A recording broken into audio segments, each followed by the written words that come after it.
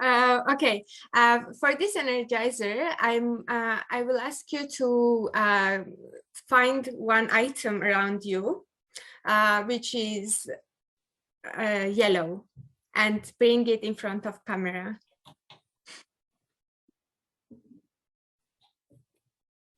Show it so we know that you found it. Okay, okay. What a nice story, Oksana. It's good that I have sometimes my son with me.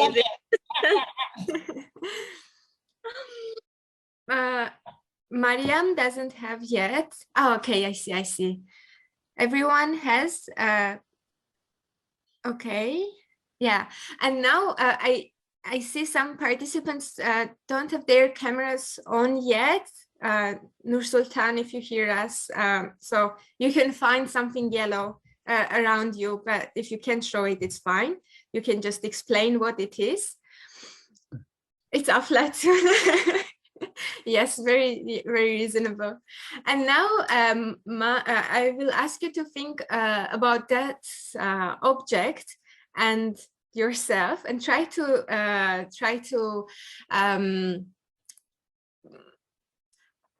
explain your feeling with that object, or tell something about your personality using that object. And use the chat box, please. You can post there. For example, if Mariam had an apple, for example, I'm just giving an example, but yours can be, of course, different.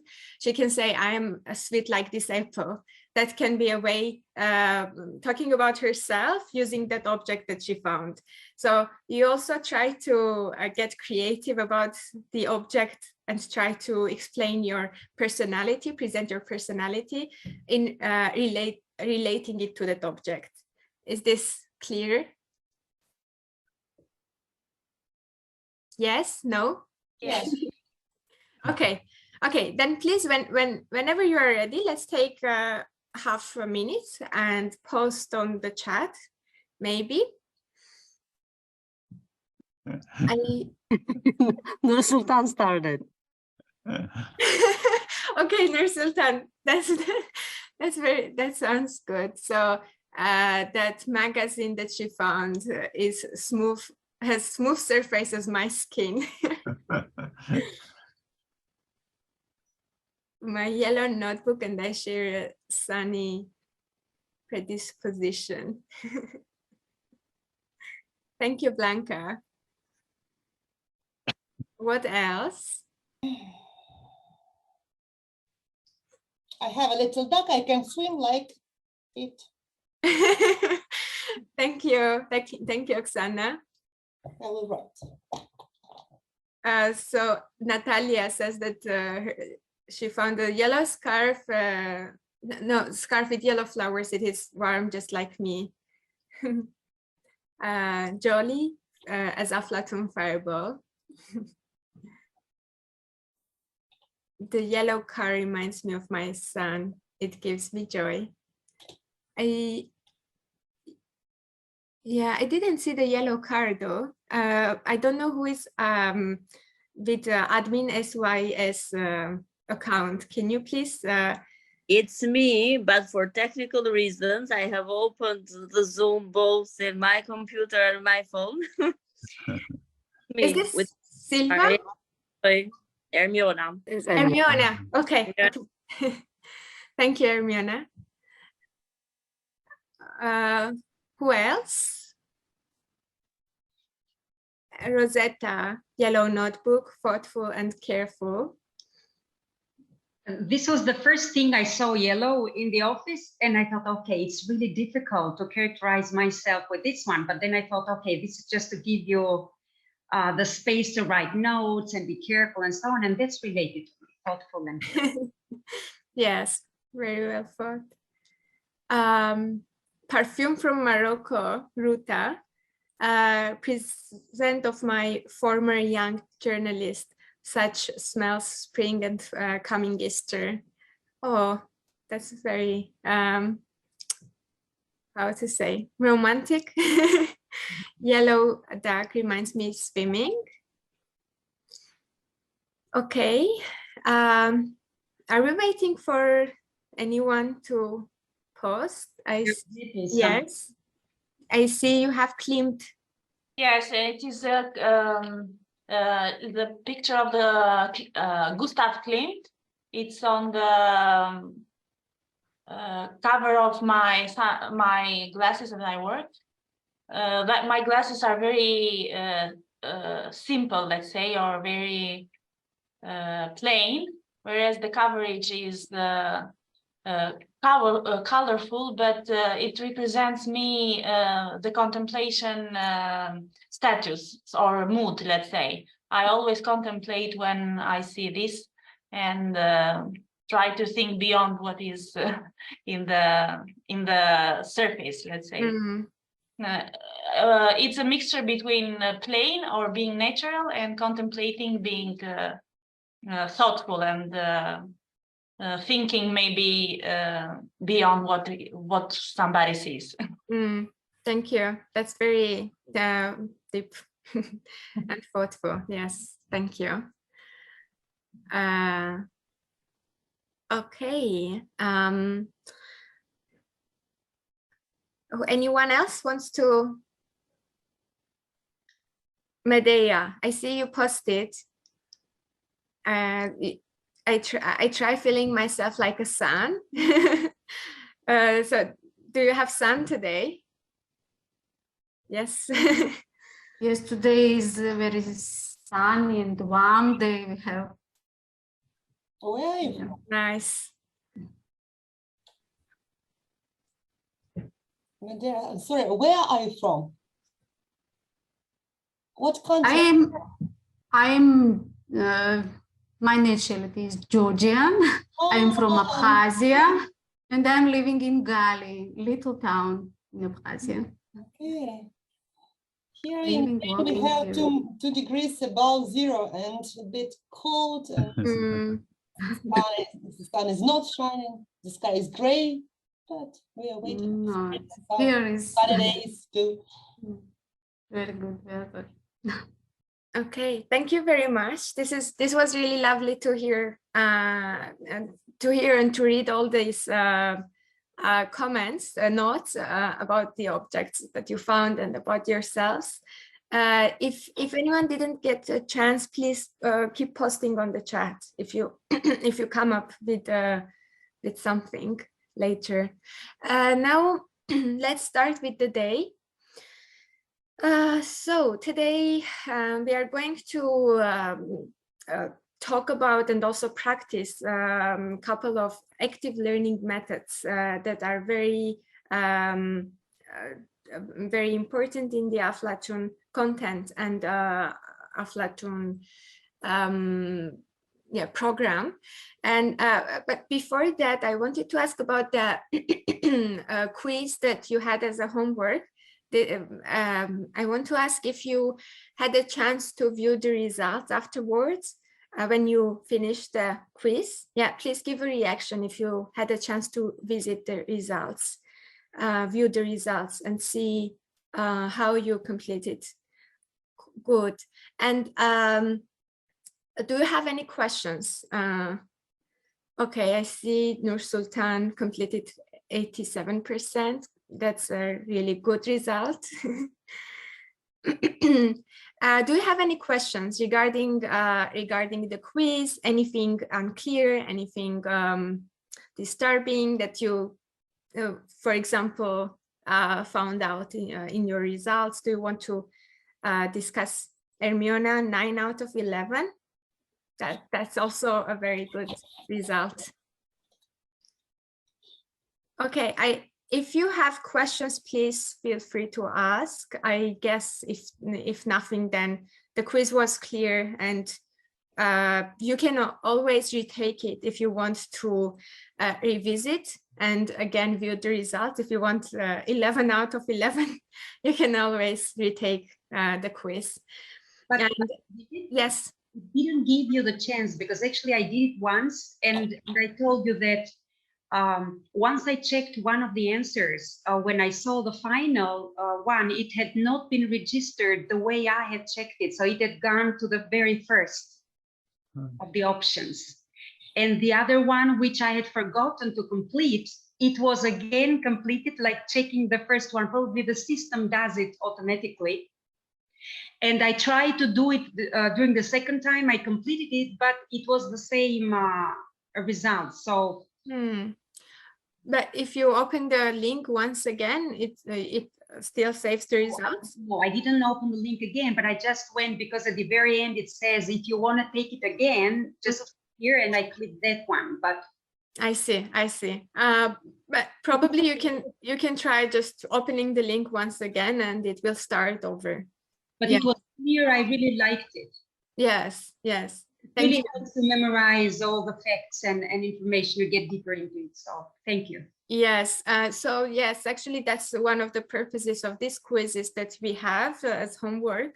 This is not to check your knowledge, but this is for yourself to evaluate whatever you learn and whatever, and also memorize some of the facts. Okay, I'm glad you liked it. I'm glad that it worked out. Let's go with active learning methods. Today we will practice several active learning methods, and let's start with brainstorming, which I'm sure most of you are familiar with. And please put a reaction if you have used this method before, or you are aware of this method. So we know how many people have experience on this. I see, yes, Blanca, Medea. Yes, yeah. Okay, a few people. Yes, Oksana, Iriondra. Okay. So let's brainstorm about brainstorming first, which would make more sense. For that, I suggest using Mentimeter. This is one of the online platforms which is very easy to use during online trainings. I will give you the instructions now.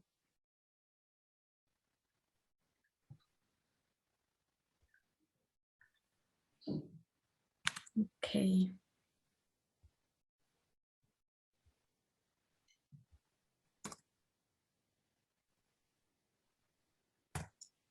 Okay, so I posted on the chat. There is a link that you can follow, and it will direct you to a question which is on Mentimeter. And the question is about brainstorming. Let me also share my screen to show you how it looks like. So we are on the same page.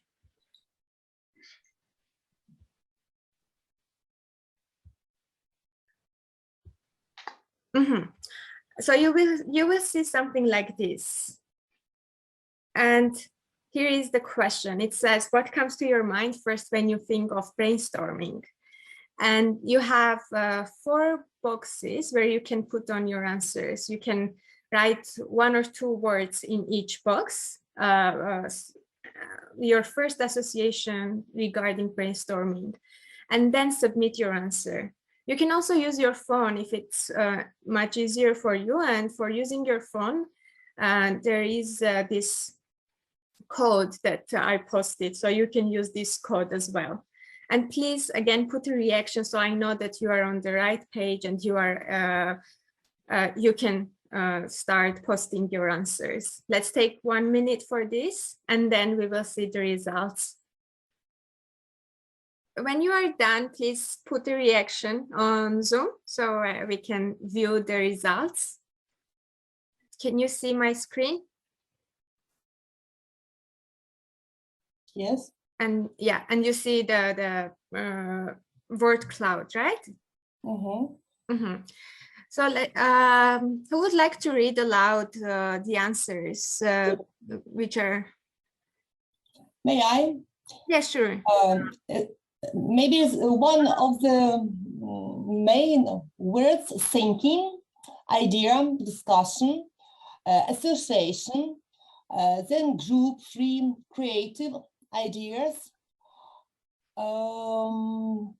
Then maybe theme, interesting, participate, knowledge, free discussion, to remind, problem-solving method, differences in opinions, competition and discussion, maybe. Something changed, sorts, active, sorts and facts, noise in class, differences in opinions. What else? Collective learning, group solution finding, knowledge and diversity, maybe. Interesting day, competition and discussion, problem solving method, sorts, active, strong, wind in the head.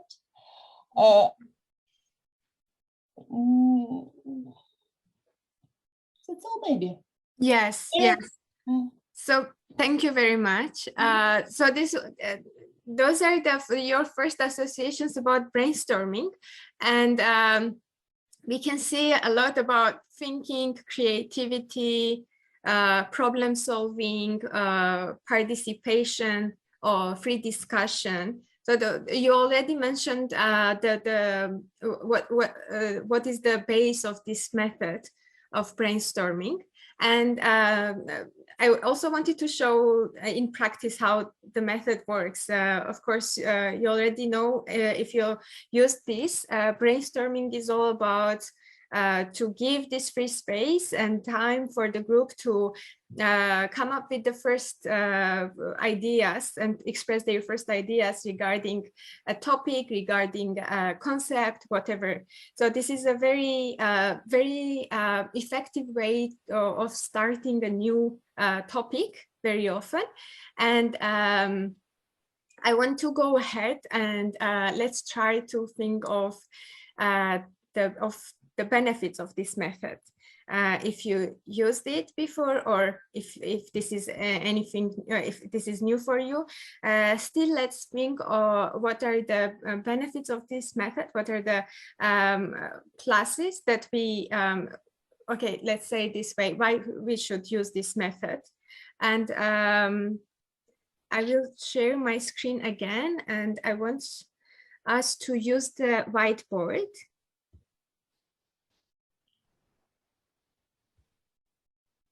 And whenever you have any ideas, please put on the whiteboard using the annotate function on the top of the screen. And if you can't find it, do you want to explain, Oksana, what do you mean?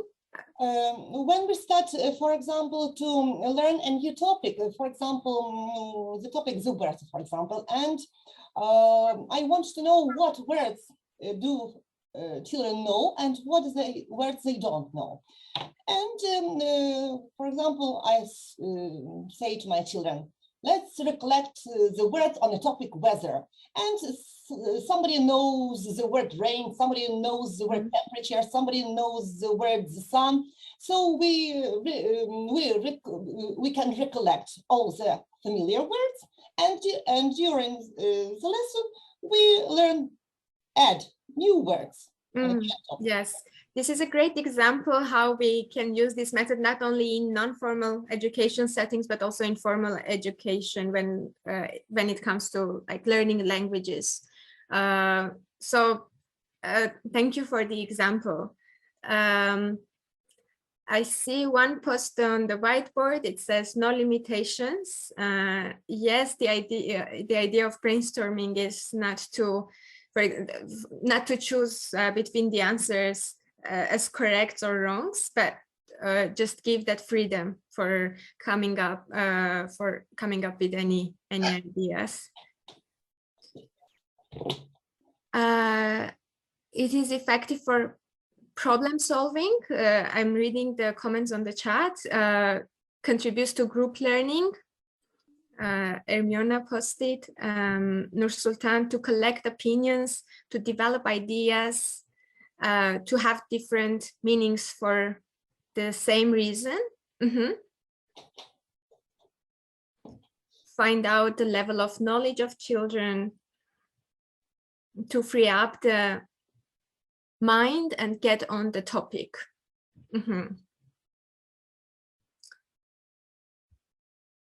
Engages everyone, finding more new ideas, collective learning. Yes, and this about the engagement of everyone, sometimes it can be a challenge.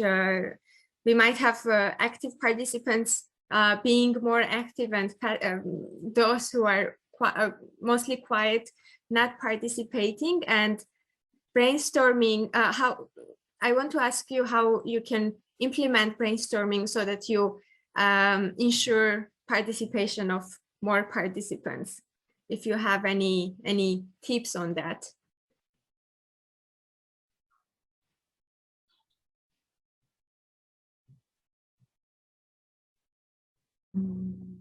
May I explain? Yes, of course. Sometimes we give children 3 or 5 minutes to thinking about something and then telling, and we're writing it. But sometimes it's like exprompt, goes like exprompt, and anyone says his opinion, and we're writing it in chart on. Doing analysis. Yeah. So, yes, that's a very good strategy. When you give this extra time in the beginning and ask them to write down, and the participants who need more time are have this extra time for themselves, and they might. It's more likely that they will feel more comfortable to express themselves. And we see we have a more post on the whiteboard, encourages creativity. And I see Ermiona's hand. Do you want to contribute? Yeah. I just want to say that when you use this methodology of brainstorming, it's important actually for the facilitator always to create the environment of trust for every participant. So if you see that they are not engaging actively, you make more questions, you try different questions, you encourage them, each one of them, to be part of the discussion. But this is up to the facilitator, and how maybe sometimes they use some, or we use some exercises or energizers. So you initially create the environment of trust, and then you expect from them to be actively engaged, not only in brainstorming, but all time. Yes, thank you, Ermiona. Yes, that environment is very, very important for this method. It seems very simple in implementation, but also it can get tricky if the group dynamics is not smooth. We will go to the tips shortly, and I will ask you to think about also the tips and tricks how we can make this method work better. And I will just go through through more comments. We have comments from Ruta: to understand what it is important for students without my pressure. Yes, it gives free space to everyone. It's a participatory method, Rosetta says, to get students involved. Nursultan: give a minute to think before everyone contributes, monitor and encourage those who have not contributed yet, ask them what else is missing, what other ideas someone has, etc. Blanca posted. It could be very tricky and can be hard for special needs kids with development issues. Yes, this is Silva's comment, and we will go to the tips now, actually, because I see we are talking also about challenges, and I see Blanca posted a couple of tips already how to make this method work more efficiently. I will, Luan, can I ask you to save this screen so that we can share the whiteboard?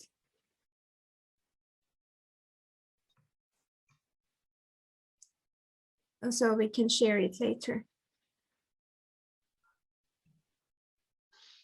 Oops. I don't know if you managed.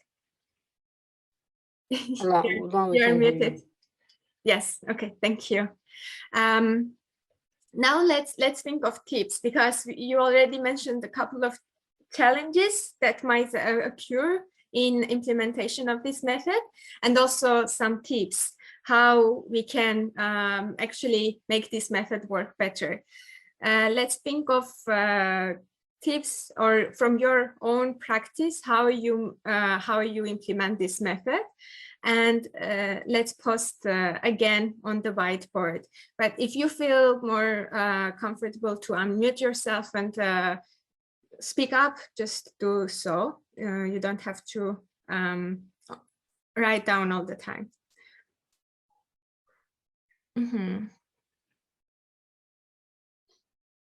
Take a minute to think about your tips until I'm sharing my screen.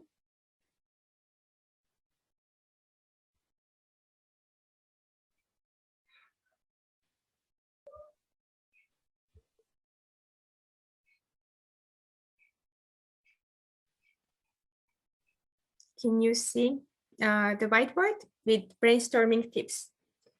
Yes. Thanks. Okay, so how we can make this method more efficient, how we can overcome the challenges that you already mentioned. For example,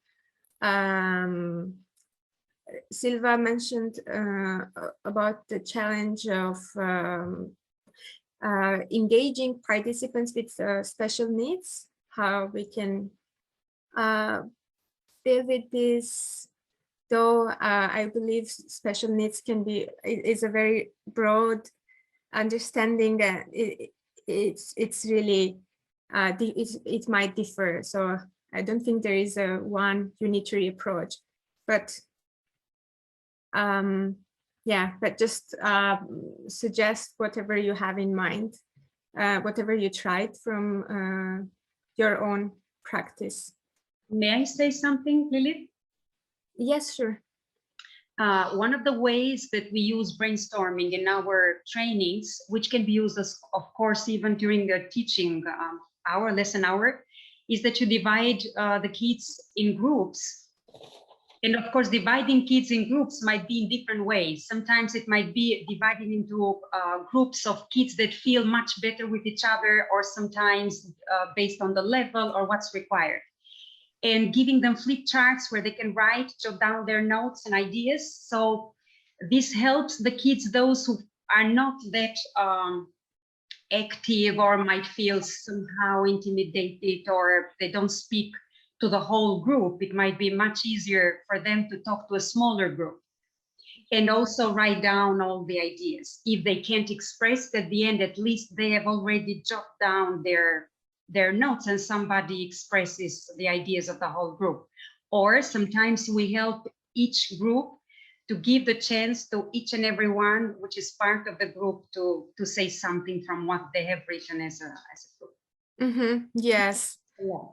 Yeah. So sometimes working on a, like using this method in a big group might be a challenge, and the solution for that would be to create smaller groups and generate ideas within smaller groups. And and thank you for mentioning also that how division of groups can be also tricky, but if you do it right, it will be more, it will work better. So we have a couple of posts on the whiteboard, how we can make this method more efficient. Welcome unusual ideas, withhold criticism. Facilitator is needed to help the group keep on task focus, so it is not just random chatter. Yes, how we can do this, how we can, because we also say that we shouldn't bring in criticism, we shouldn't choose which is correct, which is wrong. We should welcome any ideas, how we can keep this on track. If you want to contribute on this point. Can I? I think Hermione has the raised hand, yeah. Yes. And I unmuted myself. Well, from my perspective and my experience, you always start with, especially for us that work with youth, you always start with the warm-up exercise or an energizer. And then for me, the next step is you create an environment where there is no wrong answer. And you emphasize that with the participants, that there is no wrong answer. Another tip can be you put in the beginning, every one of us, when is a facilitator, put some ground rules, and that will help the participant, let's say, to stay more focused. You remind them the rules, so they respect each other. And you, another thing is that you need to, to push them to be actively participating. And to me, very important is that you need to kind of follow up their answers, to make them understand that your attention is at them and their ideas. And at the end, another thing that it's important is that you organize all the ideas in function of the let's say the point, the discussion and the brainstorming. Thank you. Thanks for contributing, Hermione. Yes, very, very important points. And also, you mentioned about not criticizing the answers, and also you mentioned about creating this atmosphere, trustful atmosphere, that everyone feels welcomed to contribute to the group discussion. And I think this should be ensured before the brainstorming method, because we have this in Aflatun, we have this lessons on team building, on group, like contracting, how we are going to work as a group, etc. And those first couple of classes are very crucial, how we ground ourselves as a team and how we start working together. We have more comments on the chat. It is way to hear and to listen the modest pupils, Ruta says. The facilitator can help direct the discussion. Yes, and so we can promote thinking process with by asking correct questions. Do you have any more tips for this method? Is there anything that you would like to share from your own experience?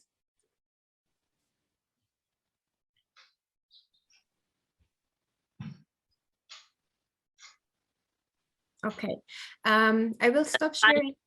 One thing. Yes.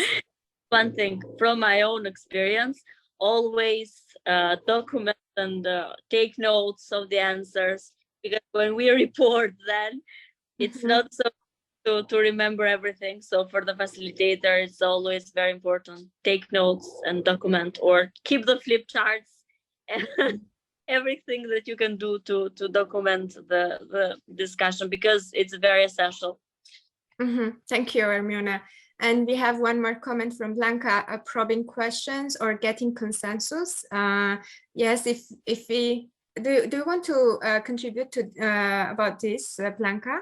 Sure, especially when you're trying to direct the conversation without interfering in it. But if you get you know, sometimes kids just get competitive or funny, and then sometimes ideas are all over. You want to welcome them, but then it helps to get them to get buy-in and say, okay, what do we think about this idea? Do we all agree with it? Should we, you know, how does this help us? Whatever the task was. So you can have the kids, in fact, do a little bit of analysis and help focus. So you continue to guide the discussion with their buy-in rather than saying, well, that's not incorrect, that's, you know, without sort of doing that. And so often getting the kids to agree, or do we want to elaborate on this? Or do we agree this helps us solve X?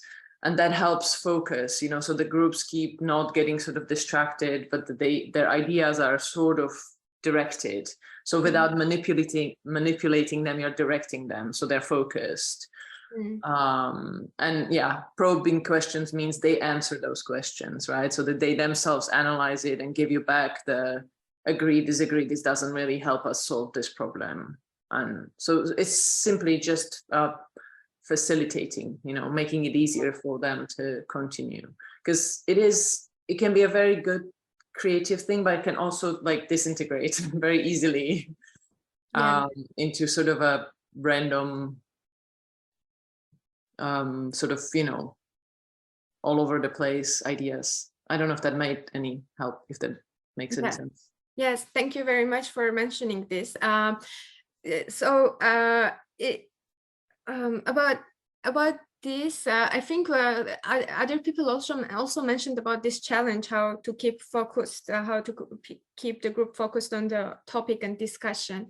I would say we should make this division. Why we use this method? If we use for kicking off the class, the session for the kickoff, then we just give it 5 or 10 minutes and we collect all these ideas and leave it as chaotic as it is, and then go on with the rest of the class, with the session. But if we try using this for example, when we want to use this to generate ideas for a social enterprise, in that case, keeping the discussion more focused, as Blanca mentioned, is really crucial. So it depends what are your objectives, what you want to get as an outcome from the discussion. Do you want to promote the thinking process, or do you want to have this as a problem solving or decision making tool? So I would make on this this division between the use of this method. Thank you very much for your contribution, and thank you for all the tips that you shared. And we will post the whiteboard with your notes on the platform.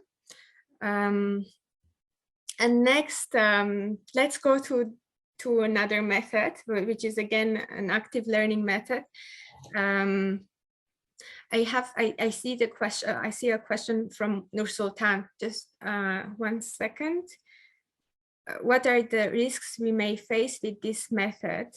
Okay, anyone wants to respond to this about the risks of brainstorming? Other than that, we already mentioned about losing the focus, or about keeping it more participatory. What other risks come to your mind? If anyone would like to, if you have anything in your mind, Nur Sultan, you also can respond to this. There are some participants that sometimes do not like to talk or to discuss within a group. So some participants feel more comfortable to talk when they are not, let's say, in the group. And it may have the risk that some participants talk too much. I'm sorry about the noise, but one of our neighbors, it's reconstructing the house, or I don't know what. So I apologize. We don't hear the noise. We'll talk too much, but you need to understand that it's impossible to avoid all the, let's say, risks or disadvantages that you have during a training or a session. It's impossible. We don't have that superpower. I mean, we are super facilitators, but we don't have that superpower. So always will be there is that someone will talk less than others and someone will talk more than the others. Then the facilitator will, let's say, try to do his best to improve and involve everyone, but there are some risks that we cannot avoid. Yes, and I see Luan's hand. Okay, you go ahead. I just wanted to say that from my experience so far, brainstorming is a very good method, active learning method.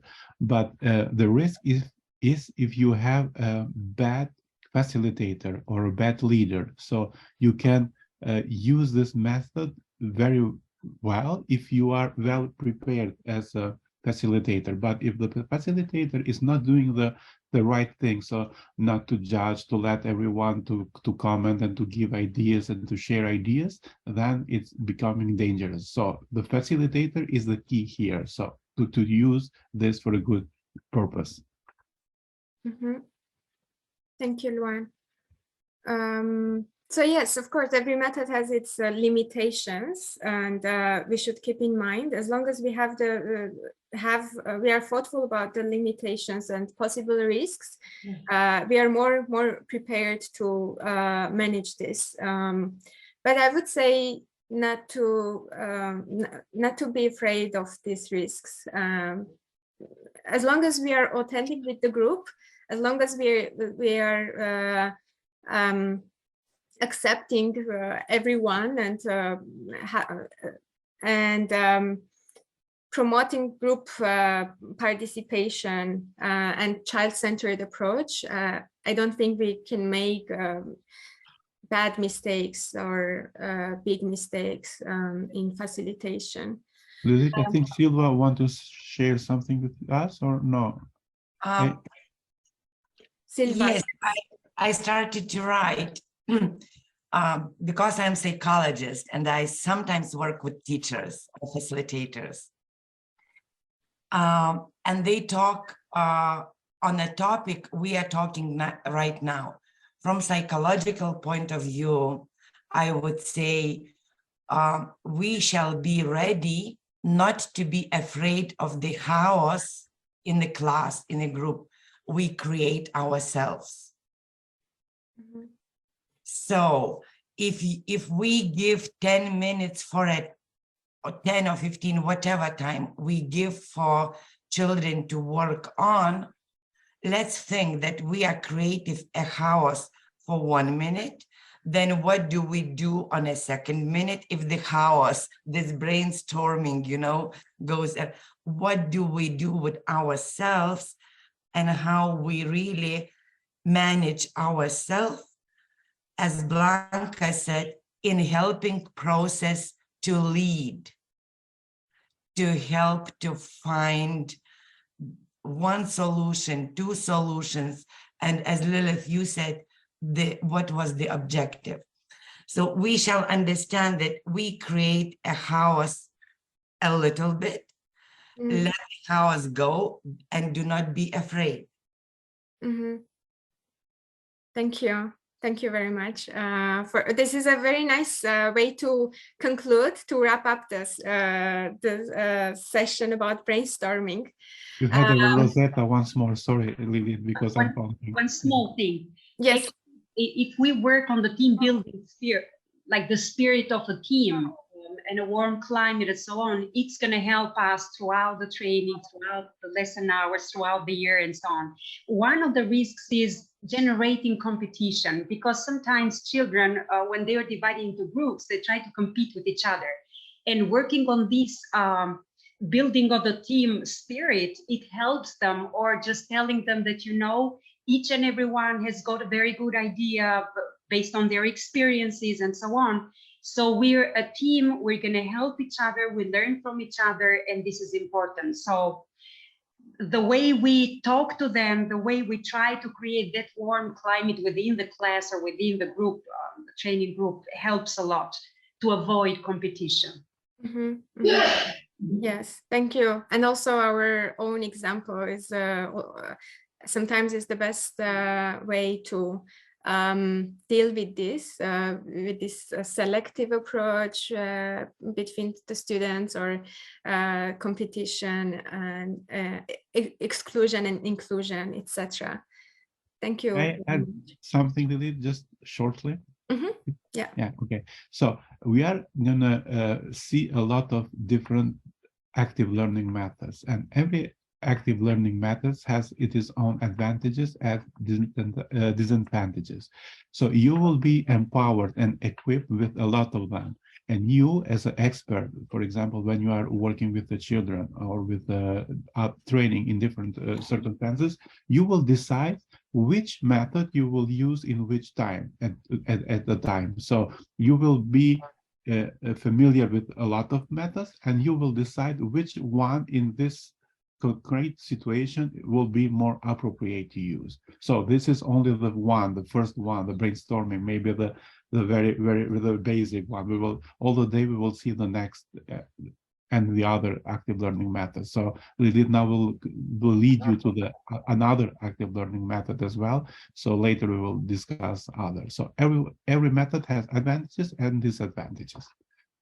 Mm-hmm. Yes, thank you, Luan. And yes, let's go to the next active learning method, which is again very common in Aflatun. We are going to cover those which are very much used, very often used within the throughout the Aflatun program. But you will find many more similar methods in the implementation process when you get more familiar with the curricula. Okay, the next method is called KWL chart. I will post it here. Have you used this method before, or are you familiar with it?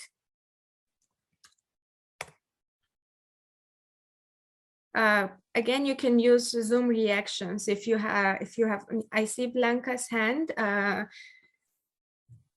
Okay, is this something that you used before, Hermiona? Mm-hmm. Okay. So let's watch one short introduction video about this method, and then we will come back and continue the discussion. For this, I will share my screen and we will go to the platform.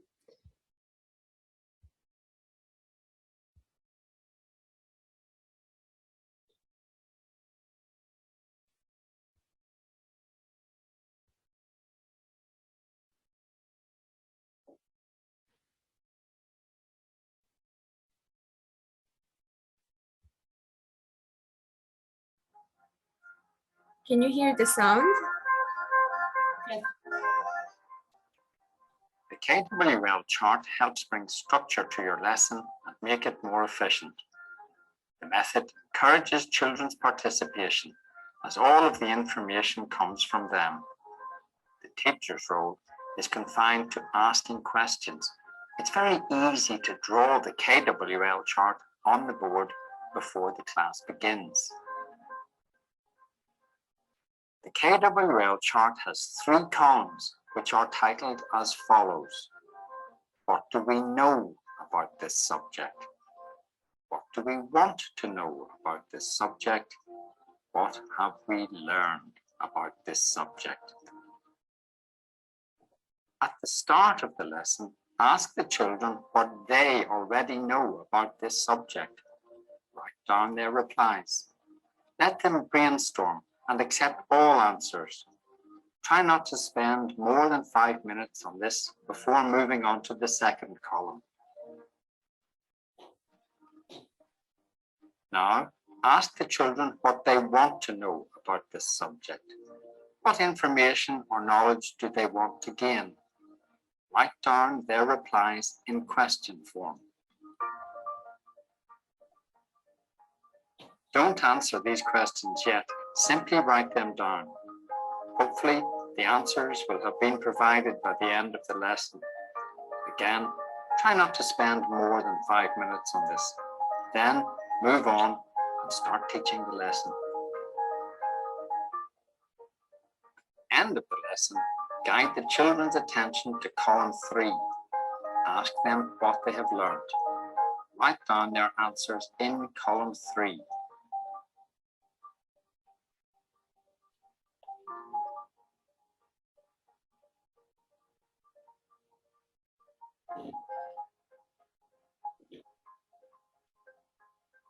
Here's an example of what a KWL chart might look like after a lesson on child rights.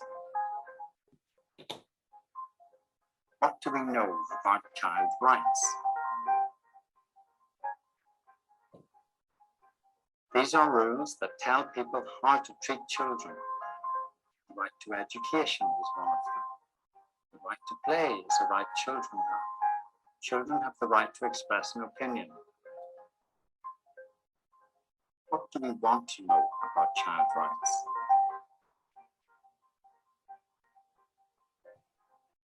Where did they come from?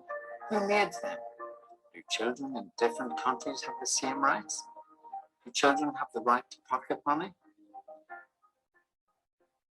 What have we learned about child rights? Rights come from an agreement made by the governments of the world. All children have the same rights. Rights are automatic. They aren't earned, and they aren't conditional on good behavior. Children don't have a right to receive pocket money.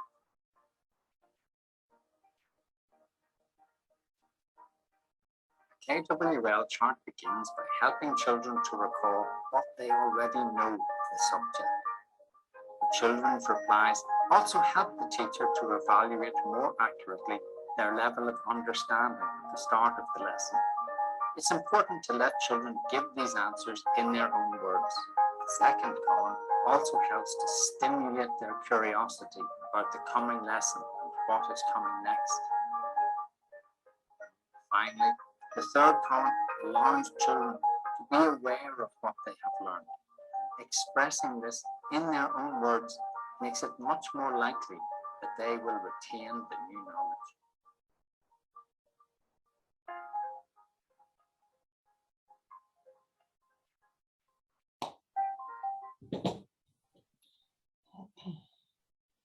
Okay, so let's think of this method, and I think the video was very detailed and it explained how the method works. And as you saw, KWL stands for know, want to know, and learned. And this is a very simple chart that we can use again in the beginning of the class when we are trying to start a new topic. Let's think about this method, how when we can use this and when it can be useful. You can share your ideas from your own experience again, or just how you see the implementation of this method. You can raise hand, or you can just unmute yourself and go ahead if you have anything to share. Melissa? Yeah, well, I found this method very useful because it's also useful for the trainer. So far, what I see, usually people would like to be a trainer, you know, to be helpful to children and youth. But when it comes to the train session, they see it's not easy. So beforehand, we should give them this kind of methods to train the trainers, so they can be prepared what they think that more than how it's gonna be. And if they prepare like this session, what the students, young or children, will learn, will know, will want, they can answer easily when the target group ask any question, or they can inform that very useful way. So I think it's a very good method. Thank you. Yes, and I see some comments on the chat before we go to Hermione. Let me read them shortly. I use it a lot. So Blanca says to frame the lesson as well as to evaluate it quickly, and I really like it. I see this is a favorite method among the trainers. Same for me. It is good. It is a good way to let children to learn each from each other. Ruta says, for me, it is very useful as it helps you to plan the next lesson. Yes, like each section is very useful. First one, when we collect students' ideas about the topic, we for ourselves evaluate on which level they are. And for the second section, which says what do we want to learn, makes children more curious about what comes next, and also it develops their imagination, what this topic is about. And also the last section helps us to summarize what we learned, how the lesson went, what are the takeover. So this is a very multidimensional method, I would say. And Hermione, do you want to? Yes, I agree with you. It's very multidimensional because firstly, it's very effective and easy to use. I would like to emphasize this. It's easy to use as a method, but also it gives you a really clear picture and perspective, not only what they already know, but what are the gaps. So what they need, where you can focus. And at the end, it's within a simple method, you encourage critical thinking. I would say, just from my experience, sometimes in the first, let's say, phase of the process, it's a bit difficult. It becomes a little bit, sometimes, not always, challenging to encourage them to talk about what they already know. Maybe because some of the participants do not feel enough confident to let's say, to express their level of information. Already, I'm talking about not children but youth in this case, because maybe with children, it's, as you said, it encourages their imagination. They already want to express themselves. They feel confident to express themselves and tell what they already know. But with youth, this sometimes becomes challenging because maybe they see it as a way of you, how to say, evaluating or assessing their level of information. And here comes the facilitator that needs to let's say, to create a safe space for everyone to talk. Mm-hmm. Thanks for bringing this up, Hermione. And actually, I wanted to ask, how can we deal with this challenge when the participants feel a bit reluctant about sharing what they know, because they might not be sure if this is true or not, or they might not recall what they know, for example, about child rights, because this might sound foreign to them, a foreign concept. So what would be your tips for how we can encourage students to think about this question and to give responses, if you want to share from your own practice? Well, in this case, you beside creating the safe space, as I said, you encourage answers. So, like, you give examples from their everyday life, or you follow up their answers. You have this rule: there are no wrong answers. Mm-hmm. Okay. So this is the way how you encourage them to give their answers. Mm-hmm. Sometimes some of the answers can get out of the topic. Even in this case, the facilitators needs to bring them back to the focus. Like, for example, this is a good answer, but would you help me, like, to relate this with our topic? Like, mm-hmm.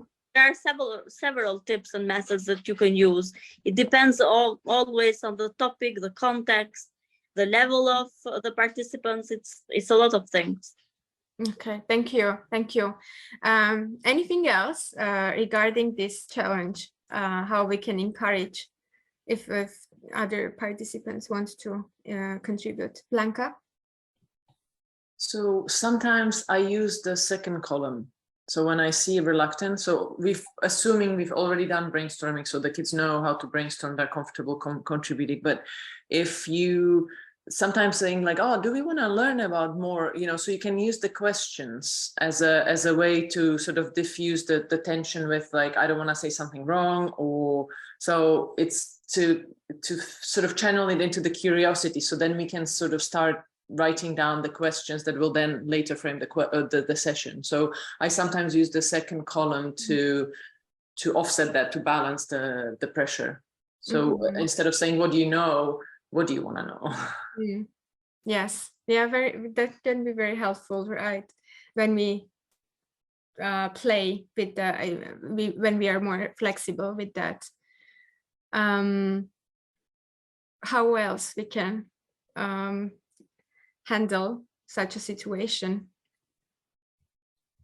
One thing that comes to my mind is questions might be helpful. For example, when we ask, what do we know? We can also ask some specific questions. When we come to, again, child rights, we can ask, for example, we can also mention a couple of sources that they might have heard about this. For example, have you heard about this UN convention, or have you heard about right to education? And then this might help them to get into the track. Or also we can also ask, as a child, what do you think? What are your rights? To make it more personal and to make it more relatable.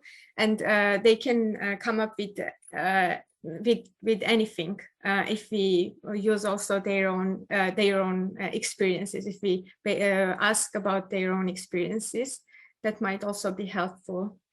Okay,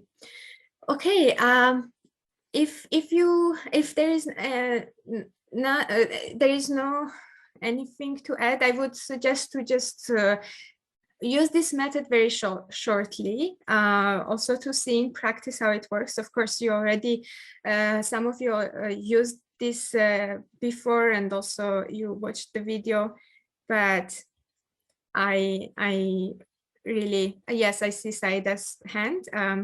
Jamila, she can't. She said she's connected. She's hearing all the trainings, but she cannot speak. So she sent a comment on WhatsApp. She's saying for the younger age of students to use this method is a bit risky. But the way they use it, yeah, like the KWL chart, so when they use it, the kids, they share what they know and tell us what they would like to know. At the end of the week, they summarize it. So I guess they do it for the period of the week. And the benefit of it, they willingly share their impressions, opinions, and it's good to hear everybody's thought on a topic or on an issue. So yeah, that's the comment that she raised. That's it. Please go ahead. Yeah. Thank you very much, Saida. Thanks for sharing, Jamila, except for having this connection issues. Okay, let's just use this method very quickly and see it in practice. Can you see the chart on my screen? Yes. Again, we are going to use the whiteboard, and I will take notes. You just unmute yourself and respond to the questions. Let's think about the first question. What do we know about active learning methods? Anything that comes to your mind? Anything that we discussed already today, or anything new? You can unmute yourself and speak up. I will take notes here on the whiteboard. And you don't have to raise hands because yeah, I might not be able to follow. Okay, at the risk of dominating, I'll go for the first one in. I guess for me, it's active learning is a approach to learning by thinking and investigating and collaborating. So it's I guess it's a collaborative, discussion-based type of learning. Mm-hmm. I'm taking the note, but okay. Yeah, you said learning through Discussion, thinking, yeah, sometimes collaboration, I guess. yeah, through discussion, thinking, collaboration. It's directly opposite sort of the didactical learning, where there's an expert that sort of, you know, has it's sort of bi-directional, if you will. Mm-hmm. Mm-hmm. Thank you very much. I see some overlap. Someone posted here, encourages inclusiveness and students' engagement in the learning process. Okay, thank you. Let's go to the second part now. Like originally we shouldn't spend more than 5 minutes on each part, but now we will keep it shorter. What do we want to learn about active learning methods? Is there anything specific that you would like to address?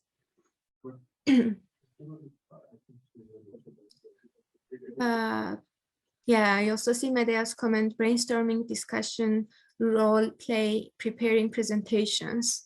Those are examples of active learning methods. Thank you, Medea. Anything that you have in mind that interests you about this method, the active learning methods? For me, for example, the main thing is I can think like to myself and like talk to myself in silence. The active learning method is like to take out my side what I'm thinking by telling. It's like not inside, but outside myself talking, and yes, getting the reaction, you know, whether inside I go to the right direction. It's the explanation would be like this. My personal experience, my grandma would say to me, talk to yourself, speak out, you know, hear what you are thinking. So I believe active learning method helps everyone to check, to hear what he is thinking. And so your question here would be how to reach to that point through active learning methods. How to hear yourself and how to be active. Thank you. Thank you very much, Silva. And we have a couple of more responses here. How many are they? Can we use combination of methods, when to use? And as you remember from the instructions, we don't have to respond to the questions here. We just collect these ideas in order to promote students' thinking. And I see Hermione's hand. Go ahead, We have also comments in the chat. Okay. Effective forms of using those learning methods, that is what we want to know. And Melissa also, with the technology and digitalization, I lost Melissa, sorry. With the technology and digitalization, a new understanding of learning is developing, so should learn how to use those methods in those circumstances as well. Jamila also, you had, yeah. Thank you, Luan. And Jamila's comment, learning games, discussions, observations, Q&A, conversations, independent work and groups work, self-assessment. Ruta's question would be what we learned, how it looks at works in practice, how it works in practice. Thank you. And Hermiona? Yeah, I actually, when I think about what I want to know more, I would like to have more information about how can we practically involve or include some technology or digital tools, as Luan mentioned, in these methods in a way to actively engage the students, youth, or children that we work with, seeing that let's say digital time and technology is very important. Okay, so this was also the Melissa's point, right? How we can incorporate the technology. Thank you. Thanks. And let's go to the last section. No, not now. We will cover this in the end if we have time. But if we don't, actually, this is just for ourselves to get an idea how we can implement the method in practice. Thank you very much for sharing all your ideas and your experiences as well, because those are very useful. And I believe knowledge is produced where we bring together all our experiences. Those were the two active learning methods, but we have more methods to cover in the second part of the training. If you have any questions regarding these two methods, please go ahead and ask. Otherwise, you can always reach out on the platform. You can post your questions on the platform as well. And if you want to invite others for discussing any questions, please feel free to do so. And let's take now a 10 minutes break and come back at 10:32. Luan will put the timer. Yes, yeah, and we will continue with the active learning method. After the break, we will continue with another active learning method. We forgot the recording, and I just put it on now. So now we are recording you. So, what do you think about this method? Do you have any feedback on this video that you have seen so far?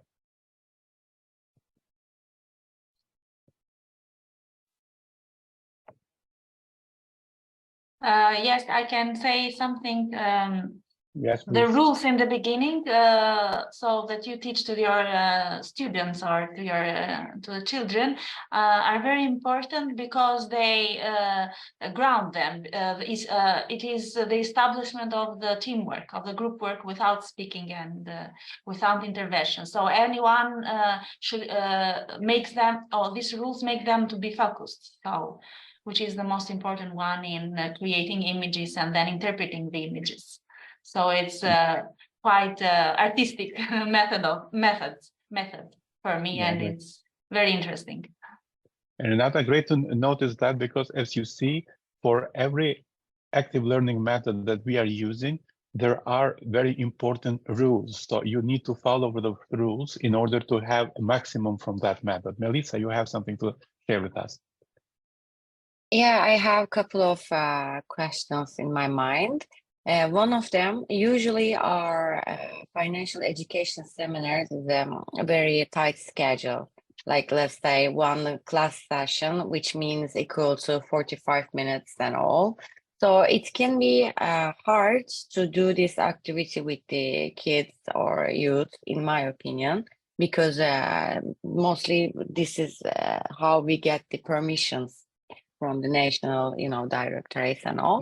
And the other thing, like which way we should put these activities, because it's something need, like it's between energizer but for example, I'm teaching budgeting, and after that, how I can do this in the context of the education module. This also comes to my mind. Okay, great to have that. So you already started thinking about the challenges of this active learning methods, how to implement in the different occasions. So we will have that discussion at the end.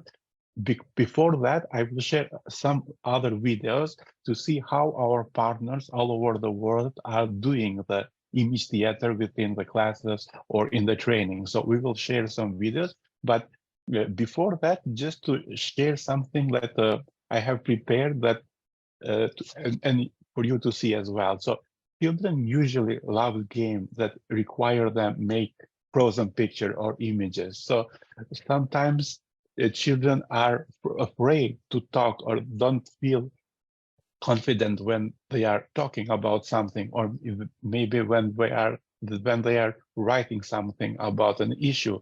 But very few of them have a problem to use their bodies to communicate. So to communicate with their bodies. And this is at the same time a very fun way to express their opinions. As Melita said, can be used as an energizer as well. But if you have a specific topic and you want to discuss about that specific topic, you can address so many different themes with this image theater, with this method. Because using image theater, we can make participants to create images from their own life, from different life experiences. So this is like very good non-verbal expression tool. And sometimes, you know, some of you are parents as well. We are always somehow communication with our children is like, what are you saying in front of adults? So to be careful. And image theater can help to get around that because children may be feeling free and they can express their opinion with their bodies. If you see this video, there were some rules. So the rules are very, very essential. Some of you mentioned that it is, if you want to have a successful method and to deliver the material that we want to share with the children in terms of using this image theater method, it is very important to follow the rules. So the one of the rules was no sound, no movement, and no object. And the role of the facilitator is very essential. So there are, for sure, there are no right and wrong answer, but whatever the facilitator is leading this activity, every situation need to answer all these questions. You saw in all as well in the video. So the question is, what do you see in this image? Who are the characters? Or who are there? Where are they? Does this image tell a story? Is this realistic situation? And how we can relate to this image? So I will share, for example, this image with you, and I will ask you, this is, for example, if you ask children to do the image, and this is like a frozen image, and you will ask the children, what do you see in this image? Who are those people here? What they are doing here? Where are they? Is this image telling a story? Is this a realistic situation? How you can relate to this image? Before you will answer to this question, again, I will show some video how our partners around the world are having this image theater exercise. And then we will come back to this image, and as well, we will work together to see what we can do together.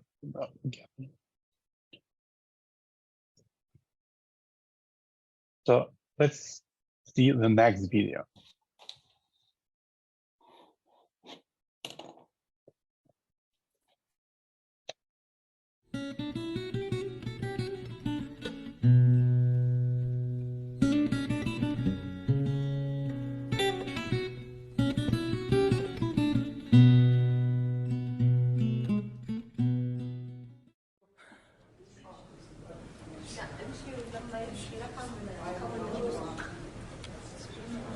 أربعة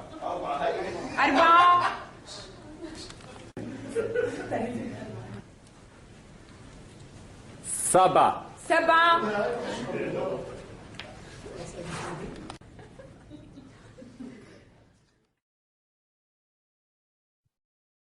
This time, we're going to call out a number, form groups of that number. Then we will give you a word or a phrase. You must make an image of that word or phrase. Your image is like a photograph or a statue. It does not move and there is no sound. اثنين. اثنين. A mother and child. والطفل.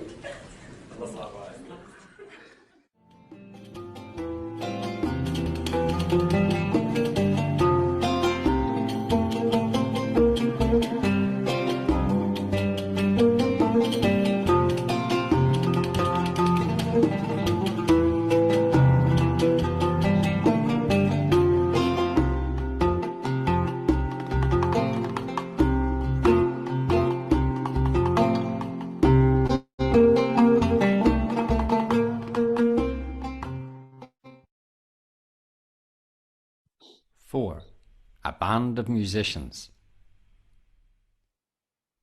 6, a wedding. 7, a footballer scoring a goal. 8, a spider. See how different groups portray it differently. Everyone, a school bus full of children. Everyone, teacher and children inside a traditional classroom. And now inside a child-centered learning classroom.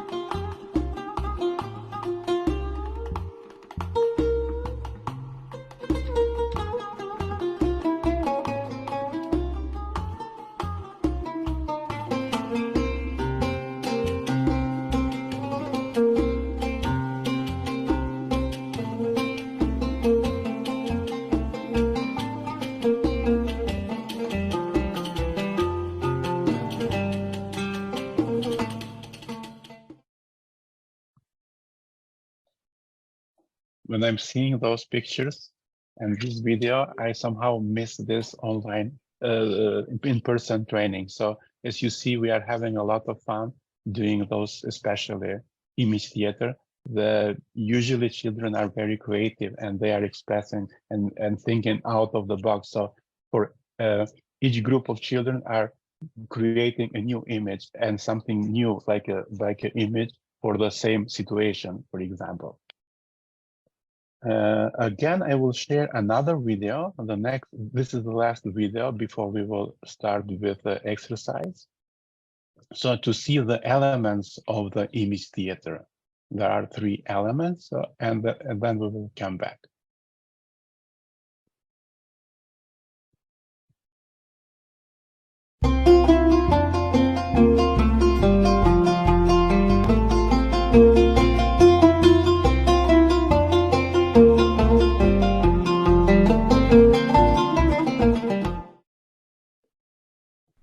The actors. لما شفتوا هاي الصورة، ايش أول شيء خطر في بالكم؟ باب جديد. بيبي راح يخاف.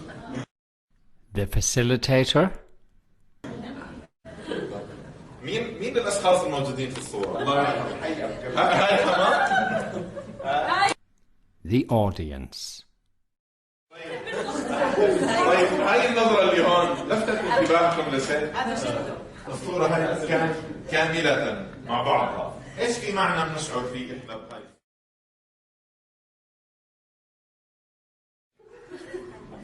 مين اتفقوا على هذول الاشخاص؟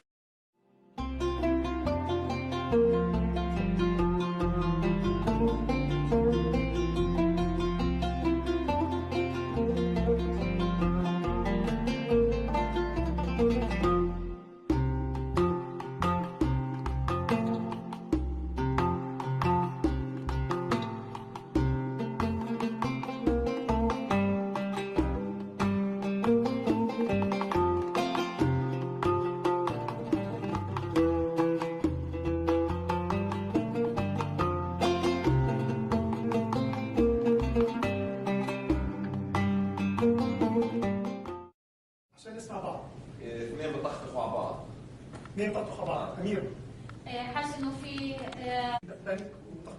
لان في شايف هدول الجهه حسيت مع بعض هذا الجهه الحد. مين شايف سيناريو ثاني؟ The facilitator throws out questions at the audience, trying to get as many people involved in the discussion as possible. Then the facilitator goes with whichever version of the image most of the audience is suggesting. اوكي مين الشخص؟ مجرم؟ اوكي ممكن نسمع بعض شوي اذا الشاب مجرم. This facilitator is asking the audience who each person in the image is and what their significance is. Bit by bit, he's helping them to create a realistic story around what the actors are showing.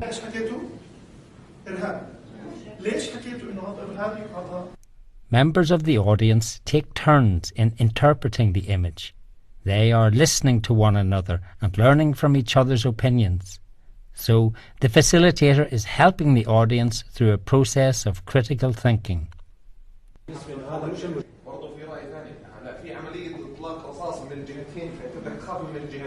سؤالي لكم من الصورة مين مبين إنه قتل الضحية؟ سؤال بس. If there is agreement amongst most of the audience about what the image represents, and if they agree that this is an image that is relevant to their own lives or communities, the facilitator keeps the discussion going.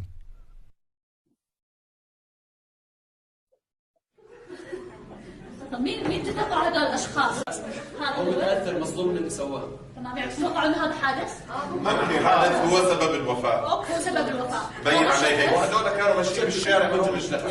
هذول ايام هذول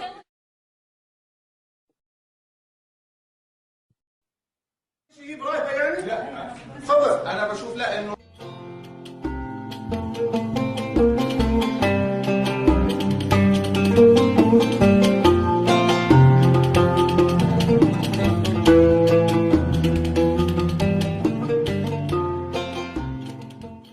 بنحاول نعلي نسبة ثقافة التعليم وكمان والتمكين.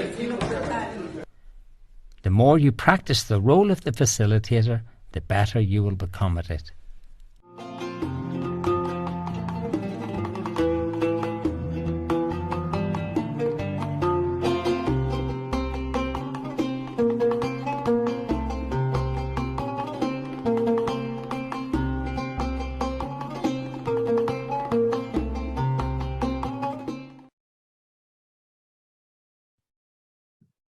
Thank you for watching this video. I know that it's a challenge to watch the video in this small corner. You have this video at the platform at the day 2 when you are go to the image theater part. But I will try again to play this video. Whenever I put this in the larger mode, then the sound is disappearing. So just to try once more to see if everything is okay for the next time.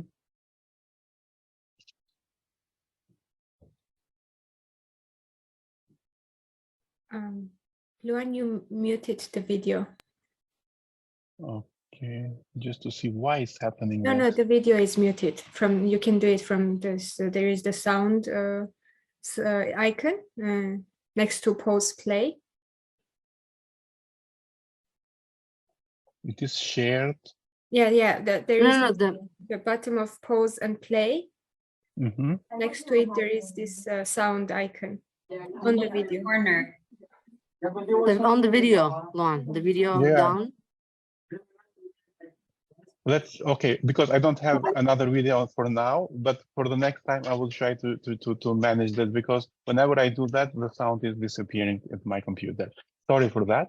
But again, you have this video in the platform, so you can see the video. Oh, we will continue now. I will share the screen, and again, I will share one picture, and together we will see what we are seeing in this image. And now I will play the role of the facilitator, and I will ask you. You are the audience, and we have actors here. Actors are already in the picture. So, what do you see in this image? Can someone of you share with us?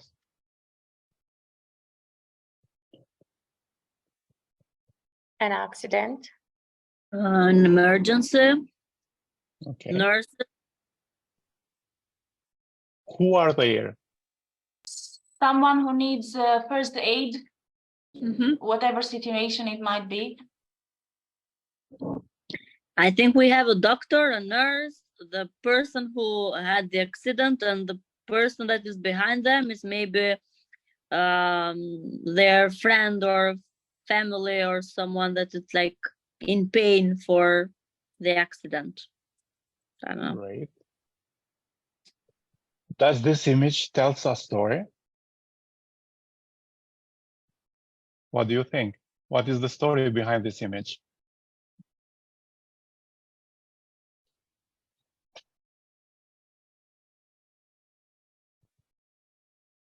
Someone mentioned that it's like an accident. Yes, it's an accident or a situation that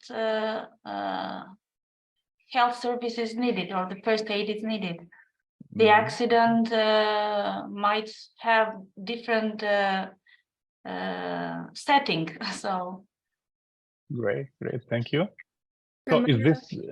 Kamala also posted a comment. I think that they try to help men who has problem with health too. Maybe a doctor tries to do artificial, how to say it in English, respiration, artificial respiration. Someone who needs medical help. And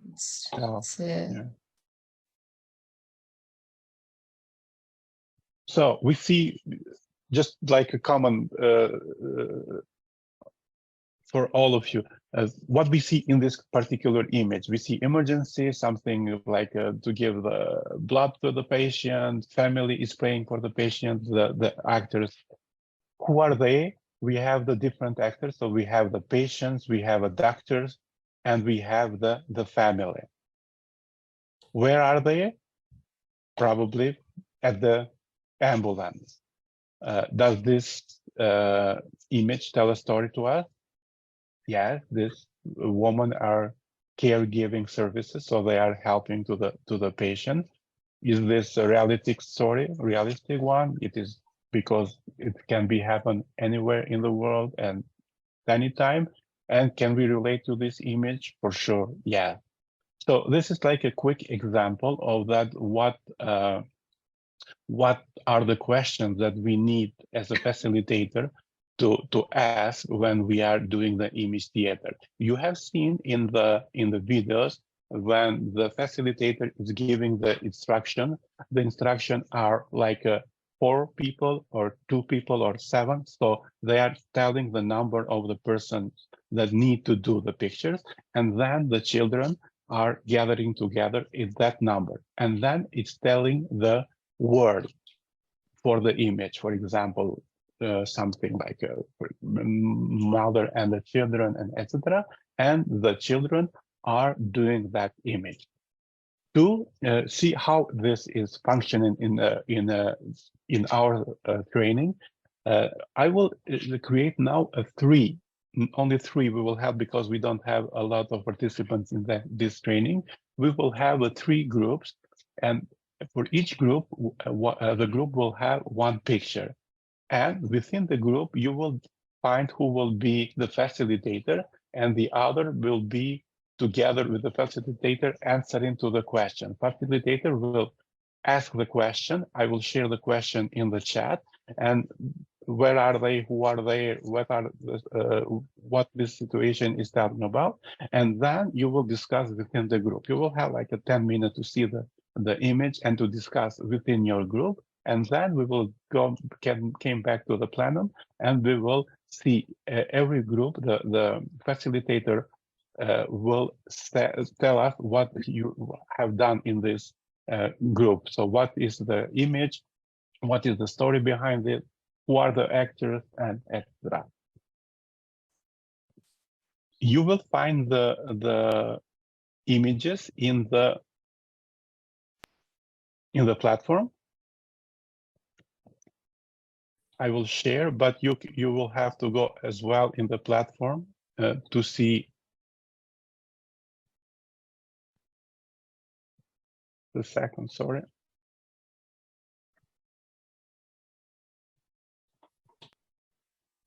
So we are at day 2, the part of image theater. And now if you scroll down to this part, you can find the images. So this is the images that we already discussed.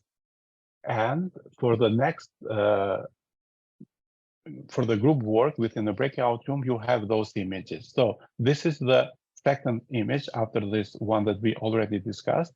And the second image will be discussed and from the group 1. The second image here, this image will be discussed within the group 2. And this image will be discussed within the group 3. Is that clear so far? So you need to be part of the platform. So you can join to the breakout rooms, and then within the breakout rooms, first you will choose the facilitator, and then together you will discuss the elements of that image. I will share the question, so the facilitator will lead, will ask the question, and then at the end will present to all of us. So you will share your picture and your image, and you will share the situation. Is it clear so far? So we will continue now with the presentation from the facilitators. We have 3 facilitators from each group. And if you want, I can share the screen, and one facilitator for the group will share about the discussion that you have within your group. So just tell us, how do you feel about that? What you have discussed? And does all the participants within your group have the same opinion or the different opinion regarding to the picture? Okay, so we will start with this picture with my friend Radiat. So who had the group number 3 had this picture? Yeah. Yes, it was our picture, and I will present our thoughts about this. Thank you, so Natalia. I think we had several opinions. Somebody said it's a couple carrying something, like this man is carrying something and the woman is trying to help him, something heavy, and the 2 girls behind them are like feeling sorry about this couple. Then another thought was that the 2 people in front, they are actually fighting, and also the 2 people behind, they're trying to react and trying to feel to show that they are not feeling good about the fight.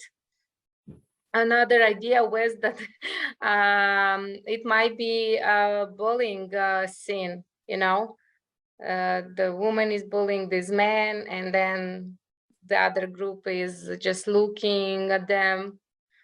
And the final version was that the 2 people are dancing, and the girls behind are kind of jealous that they are not dancing too with this man. Okay, Natalia, thank you. But what was the most common interpretation of this picture, of this image from most of your group? What was like most of them agreed about this? Most of them agreed that it's happening something negative, I would say. Either I also forgot to mention another story, that maybe people are leaving somewhere, and the other girls are waving, like children, parents are leaving and the children are waving to them. So something negative, something sad is happening. Maybe this is the common thing, one of the common things, I would say. Leona mentioned that they have been very creative, and the imagination. So all of you are seeing the same picture, and we are having a lot of different opinions of what we are seeing and what is the story that this picture is telling. Thank you. Thanks a lot, Natalia. Yeah, it is a very good observation. We will continue, but before we continue, what the general group think? All of you, the floor is yours. Do you have any different opinion? What do you think about for for this picture as well. Do you agree with the perception of this group, the group number 3, about this image? I will share again just to rely to that.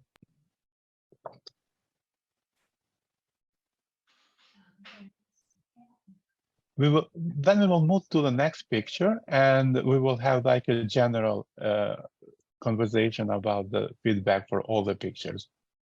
Can group number 2 share their discussion within the group, what they have discussed and what we are seeing in this picture? Do we have a facilitator? Yes. Well, at the very beginning, I'd like to thank all the members of the group because they were very active and creative and cooperative. So they made it much easier for me as a facilitator. So we had a wonderful audience. At the very beginning, they came up with different ideas. It's like we have a breakout scene, like we have 2 people who used to love each other and now they're not together again. So one of the women is begging the person not to leave, not to break out. Somebody else there the woman in blue, she seems at the very beginning, the first scene, she seems somehow passive or she is happy that this has happened. But then after thinking more about it, they came up with another story that the man is a manager or a boss somewhere in a shop, in a store, anywhere else, but it's a working place, not a breakout scene. And the woman dressed in blue, actually she is someone who replaces the boss when he's not there. And the 2 ladies have done something wrong. Actually, the woman in blue does not like them a lot, as she has told them not to do something. Actually, they've already done it, so they've screwed it up. And he's punishing the 2 ladies, so the woman in blue is happy that this has happened finally, because they need to be punished. And while talking about relating to the story, actually, the member said that, well, it can be related, but not to us personally. So it's somewhere in the world, or it might happen in our countries, but it has never happened to us. So we don't see it very close to ourselves. So dear members of the group, if I forgot anything or if I told the story in a different way, please help me.